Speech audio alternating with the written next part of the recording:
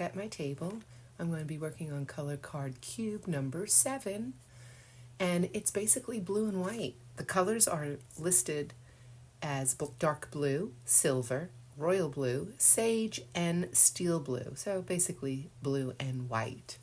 And there is a sage green in there, but it's so light it could basically read as white to me, to my eye.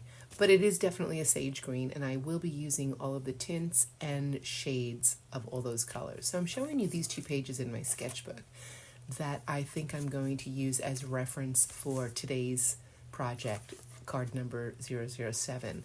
I have been watching Betty Franks on YouTube, and she is a fantastic abstract artist, and these are heavily influenced by her, these 2 pieces right here, especially the one on the left. She does fantastic abstracts, and as you know, I am trying to I shouldn't say that. I'm trying to learn how to do an abstract that I'm happy with, and my sketchbook is the place to do it. You don't have to share your sketchbooks with you. I'm choosing to share mine with you so that maybe you can learn, I can learn, we can learn together. All right, so I pulled out my blue. I believe it was a phthalo blue, red tint, and that just means that it's leaning more towards purplish than it would be if I had the green tint, which would lean more towards, the greens. I've got my black. I've got some yellow out so I can mix into other colors, and I also took out my Celadon green, which is a very light shade of green, grade green, a very grade green. All right, so I am going to start with just mark making. Some of these marks might show at the end, some of them may not. I use these marks to kind of like guide me into where I want to add some color. Hopefully some pattern pops out for me, or some image pops out for me that I want to explore and enhance and use. Sometimes it happens, sometimes it doesn't. I am involved in Sketchbook Revival on Facebook, and if you're not on Sketchbook Revival, I highly recommend that you go on, because once a year, a gal in Sicily, her name is Karen Abend, she does a 2-week workshop, and every day for 2 weeks, 14 full days, she has artists from all over the world present a lesson, 2 lessons a day, and then there's bonus lessons. And one of them, I'm going to have to look and see what her name was, but she did this where you just do these mark making all over your page, and then look at it and see, do you see something in that image, and then paint it. So that's basically what I'm doing here. I am using all those marks to try to find something in there that speaks to me, and I want to stay within the abstract realm, but I want to find something that speaks to me that I can then put on this paper. Also, along with that, I'm channeling and heavily influenced right now by Betty Franks, who I just referenced. She's on YouTube. And I just love watching her paint. I love her end product. Her paintings are beautiful, in my opinion. They're really lovely, lovely abstracts. And since I am trying very hard to wrap my head around an abstract and try not to be representational, I'm using her as my guide. She is my Obi-Wan, or my Yoda. I'm going to say she's my Yoda for all of those Star Wars fans out there. All right, so I'm starting with, I am adding some black. This is carbon black. And I'm adding some black so that this will come through in some of the as an underlying layer. So I'm just going to layer some paints. Betty Frank, she's a big proponent of lots and lots of layers on her painting. I don't put as many layers. And I'm working in my sketchbook, so I'm trying to keep it nice and loose and airy and fast and fun. Of course, I've sped this up, but I am trying to pick out areas where I want to add the darks. And that predominantly is all over, it seems, when I'm looking at this. But most of that gets covered up. And it's very important to have some of that shine through at the end, which it does. And not much, but it does shine through. And I'm like her, I'm like Betty Franks in that I don't find any of this a waste. I'm learning, so it is not a waste. Okay, so I've got out some materials that I've waited for my sketchbook to dry. The black is dry. I'm pulling out some of these tempera paint pens, paint sticks, that I'm going to try using.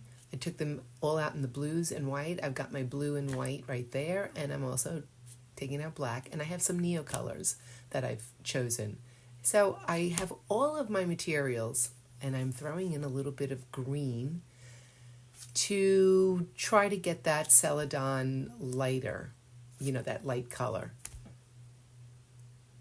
And, there was green on the card, so I feel like I'm allowed to have any shade of green, basically.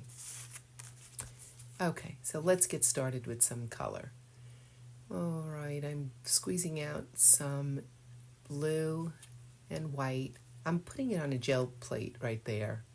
I think that's my jelly plate. Or it could be just a plastic sheet, a plastic cutting mat. I use those for a palette a lot.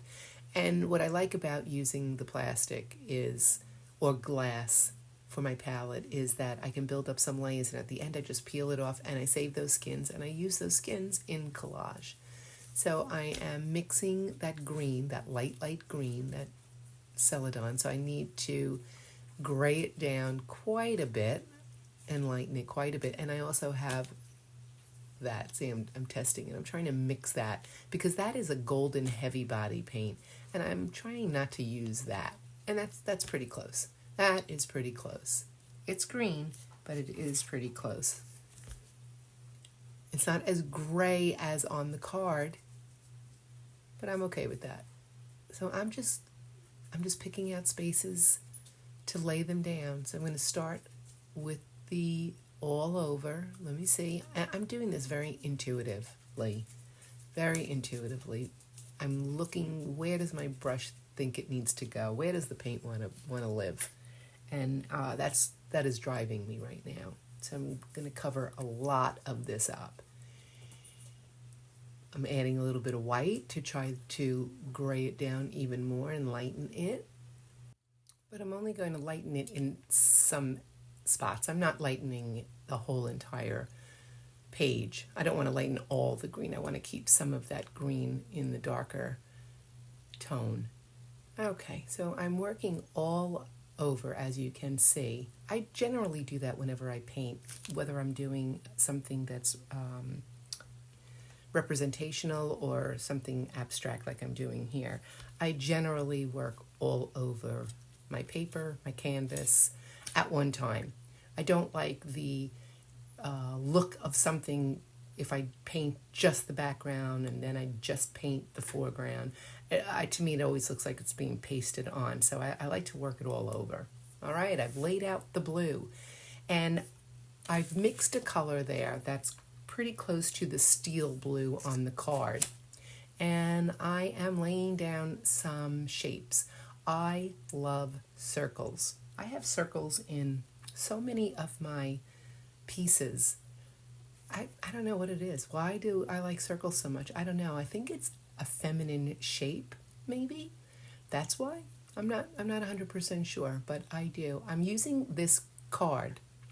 This is a credit card or a gift card, or it might even be a hotel key card, to just scrape through all that paint. So I laid some paint down, and then I took the card and just scraped alongside of it. And it gives me those irregular lines that are horizontal across the page that I really cannot get with a brush. So I added a little bit of white, and I think I added some of that green to the blue.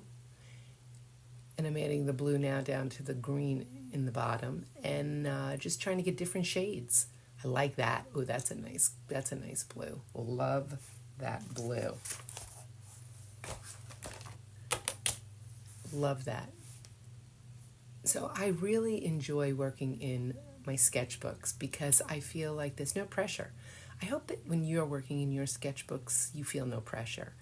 That's the place that you want to play. And whether you have a sketchbook that might cost you a little bit more than another, don't let that inhibit you. It's paper. I know sometimes you get a sketchbook that can cost a good deal of money and you feel inhibited. You don't want to use it. You save it. What are you saving it for? That's what I say to myself. Linda, why are you saving the sketchbook? Pull it out and use it. It's of no use if you don't use it. You can't save a paper in the hopes that you're going to produce a masterpiece, because it's not going to happen that way, in my opinion. It's just going to happen. And it could happen on a really cheap piece of paper. You don't know. So the sketchbook is where I am just playing. And if something comes out in the sketchbook that I absolutely love, like I do like the way that this turned out, then I can use my sketchbook as my reference for a bigger piece or on a canvas or something else outside of my sketchbook. I don't ever let my sketchbook inhibit me. I don't ever restrict myself to the paint colors that I want to use, or the cheaper paints versus the more expensive paints, because I don't find any of it a waste. I don't. I like using a variety of paints. There have been many artists throughout history who have used, in most recent history, house paint. I want to say, didn't Jackson Pollock use house paint a lot? I know that there are other artists who have used house paint. I mean, that's not archival, is it? I'm not even sure. I'm thinking, my thought is this. I'm going to use whatever paint I have on hand, whether it be a good paint or a bad paint. And if I become famous, or if in my death I become famous and somebody loves my art and all of a sudden it becomes really, really, everybody wants it and, it's going to sell for thousands and millions of dollars, I think somebody out there will take care of it for me. I'm not going to have to worry so much. I'll be dead, first of all, but I'm not going to have to worry about making sure that this lasts for all eternity, because if I do become famous in the end, there's going to be somebody out there that's going to want to preserve my paintings and take care of them. So I'm not going to worry too much about it. I don't think that's going to be a problem. And I'm not going to let that stop me from painting or using my supplies. I've made I've given myself a challenge. I have so many art supplies. I can't even tell you. I'm almost embarrassed by the amount that I have purchased, because I always want to try something. I always want to try something that I've seen somebody else use. Oh my gosh, that looks like a lot of fun. I'm going to try that. I have so many art supplies that I am challenging myself to use my supplies that I have without purchasing more before I use the majority of what I have. I'm hoping I can rise to this challenge. I don't think I'm going to be able to, only because I live by this rule. Buying art supplies and using art supplies are two separate hobbies. I don't know who said that. Somebody said that somewhere, someplace, because I heard it, and it resonated with me so much because I live that. I as a matter of fact, I actually live that with craft supplies. I am a craft supply junkie. I admit it. Is there a group out there? Are there any other people out there? Are you a craft supply junkie or an art supply junkie? Please let me know in the comments. I would love to know. I would love to confirm that I am not the only one that has an overabundance of art supplies because they just can't help themselves. And ephemera. I make my own ephemera. I make my own papers for my collage. I have stacks and stacks of supplies. I know I'm obsessed. Okay, back to this painting. So I added some rectangles, and I'm reinforcing. There was a circle at the bottom there that I kind of lost, so I'm just putting it back at the bottom left corner there. And I'm pretty sure that doesn't end up in the end result. Look, I just wiped it out anyway.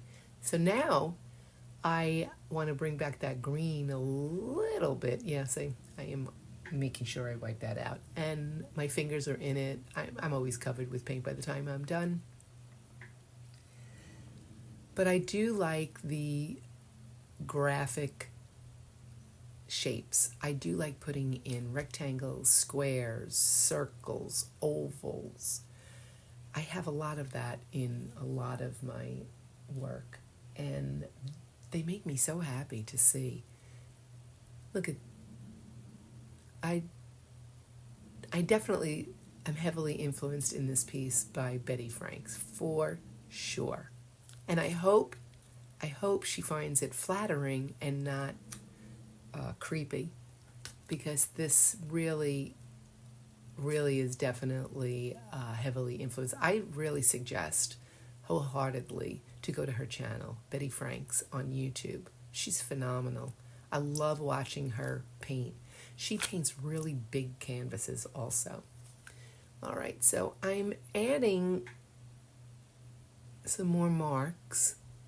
I've got like the background all done.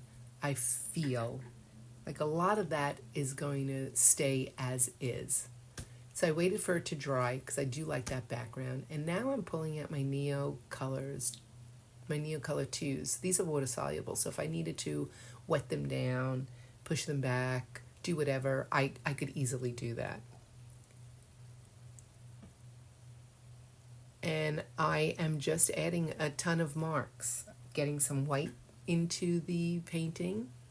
You know, because black and white, I feel like I can add to any color palette that I'm using.